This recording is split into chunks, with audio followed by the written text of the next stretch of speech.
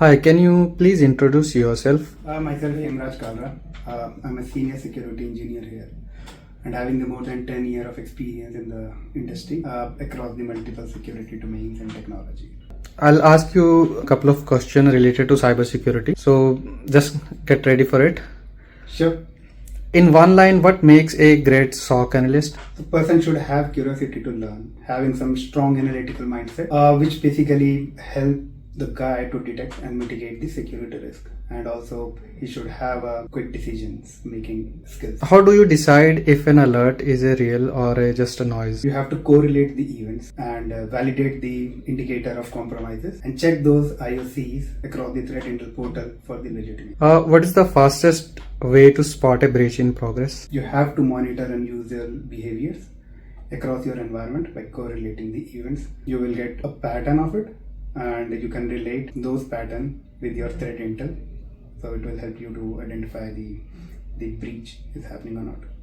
Which log sources do you trust the most and why? From my understanding, ADR logs should always be the priority because it will give you the real-time detection and the alert. So what's the one thing you wish every junior analyst knew? Okay, so for the junior guy, the context behind the alert, the understanding of the context should be more important than reacting on it. If you could automate one part of your job, what would it be? Being a SOC analyst, the initial alert triaging will be my priority first to make it automate. So it will help me to reduce the false positive or repetitive work. It also increase the focus of the analyst towards the real or true positive scenarios. Okay, how do you stay calm during live incident? Okay, during the live incident, so follow the structure, follow the process and raise the alarms and maintain a clear communication across the teams or to your leadership. Nice. What's the hardest part about leading a SOC team? Balancing between the quick responses and the quality of investigation and motivate the team under pressure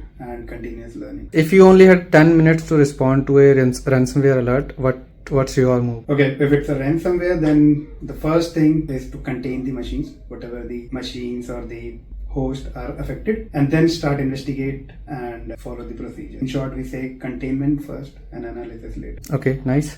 What's the biggest red flag you look for in an investigation? So it's basically totally depend on the nature of the cyber attack. So how do you explain a cyber attack to a non-technical manager?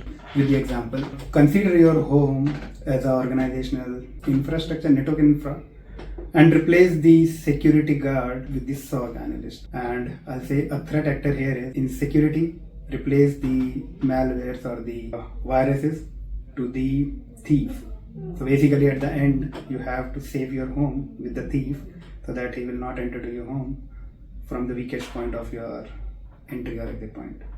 So like same security guard for a home is similar like a security analyst in guy for the organization. Yeah, nice.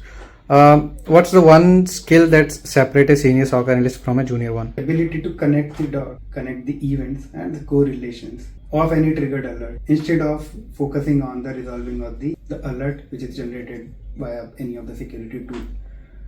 So the senior guy have the ability to identify the origin and the impact or the assessment instead of resolving the ticket. Nice. This create a difference between the senior and the junior guy. So like what tool or platform do you rely on a daily basis? See, there are tons of tools we or other people are used, whether it's organization tools or the third party tools, but SIM is always on my list. What's the most underrated skill in SOC operations? Curiosity, mindset of the investigation or the thinking towards the investigation of any alert or the incident. So main the curiosity of towards the cybersecurity. The next one is, if SOC were a sport, what position would you play and why? I think in a football, I'll be as a goalkeeper, which stop the goal, similar like a threat or viruses we are stopping in our organization from the outside world. So what's the one incident that taught you a lesson that you will never ever forget? Sometimes during the incident, you should not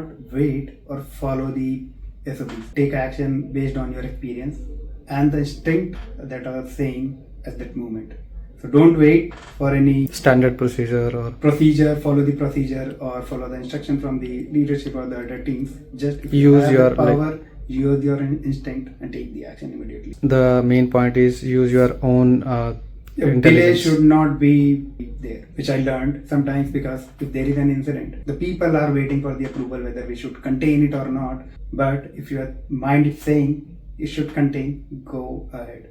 Don't wait for any call, procedure, or follow the standard during these incident handling. So don't think about the outcomes. Just do what you think that might like break the chain. Yeah. Okay, nice. How do you keep your detection rules sharp and relevant? Threshold play a major role here to reduce the false positives. Integrating the feeds with your threat intelligence portals and continuous reviewing your alerts so that you will identify what creating a noise. Nice. What's one myth about SOC analysts you want to break? Chill life, relaxed career. I think it's a myth for a security guy. Yeah, because it's kind of like 24/7 monitoring. 24/7 monitoring, and you are not ready or you don't know what happened and when it happened. The whole security team should be ready for any challenges at any time, even in nights, early mornings, weekends, or any public holidays. What's the toughest decision that you have ever made during an incident? Not exactly me, but yeah, I was a part of the team, so it's a collaborative decision we made during the night shift when we had one incident regarding the ransomware. So we have contained one of our critical server in the night shift. That was our toughest decision I have made during the incident, without any approval, without any notification. Later we sent notification to the leadership and the other. That was the decision, we made it alone. Yeah. If you could give one line of advice to a new SOC analyst, what it would be?